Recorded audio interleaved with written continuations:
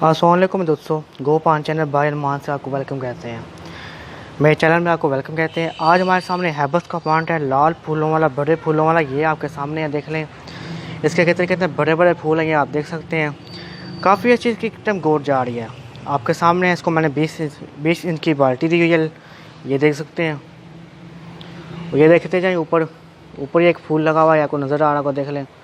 काफ़ी अच्छी गोर जा रही है इसकी अहम ज़रूरतें क्या आपने इस पौधे को देनी है।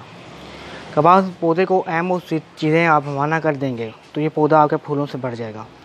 पहले नंबर पर इसको सनलाइट आपने कमल देनी है, कितनी आपके यहाँ आती है, पहली बात। दूसरी बात, वाटर हमेशा इसको दिन में 2 बार देना है। कब आप सनलाइट मुकम्मल दे रहे हैं तो वाटर भी आपने 2 टाइम दिन में देना है।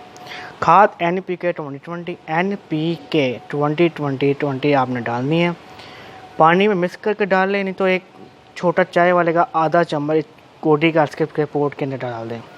लेकिन कोशिश ये करिए कि आप इसके मिट्टी के अंदर मिक्स करके सही तरह फिर पानी दीजिएगा, नहीं तो आप पानी के अंदर मिक्स करके डाल सकते हैं तो ज़्यादा आसान हो जाएगा काम।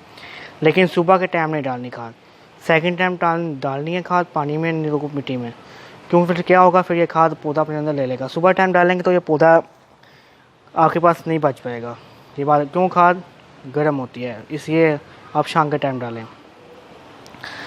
अगली बात, इस पर कीड़ा वाइट टेला बहुत ज़्यादा अटैक करता है। उसका आसान हल, कोई सरफ ले लें, कोई साबुन ले लें, पानी में डालें, मिक्स करें और शावर ऊपर लगाएं और उस पर स्प्रे कर दें। उससे भी आकर वाइट टेला 3 दिनों में ख़त्म हो जाएगा। मेरे चैनल में वीडियो मौजूद है, आप वो देख सकते हैं। बस आपने पौधे को धो देना है, उसके साथ क्या होगा, वाइट टेला ख़त्म हो जाएगा। वाइट टेला हमेशा चूंटियों की वजह से, मतलब कीड़ियों की वजह से लगता है और उससे इस वजह से ये बढ़ता है। ये बात याद रखिएगा। गर्मियों में ज़्यादा अटैक इसका होता है, सर्दियों में ये अटैक बहुत कम हो जाता है। इसलिए गर्मियों में आप कोशिश करें हर 1 माह बाद आप से करा करें, साबुन की हो जाए नहीं तो सरफ की हो जाए। ये बात याद रखिएगा, आपको करनी पड़ेगी। आप करेंगे तो आपका पौधा फ्रेश रहेगा। और दूसरी बात, उसको कोई कीड़ा अटैक नहीं कर सकेगा, ना कीड़ी, ना मक्खी और ना फैजनमैन। तीनों चीज़ें आप पर अटैक नहीं कर सकेंगे। और ना वाइट टेरा लगेगा, ना ब्लैक टेरा लगेगा, ना कोई और कीड़ा लगेगा, ना मक्खी अपने अंडे दे सकेगी। ये बात याद रखिएगा।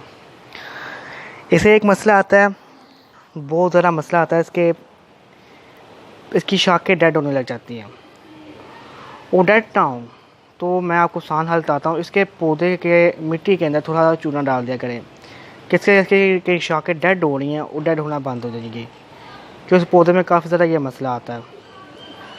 चलें, आपको वीडियो कैसी लगी मुझे ज़रूर बताइएगा। फिर मुलाकात करेंगे आपसे नई वीडियो के अंदर।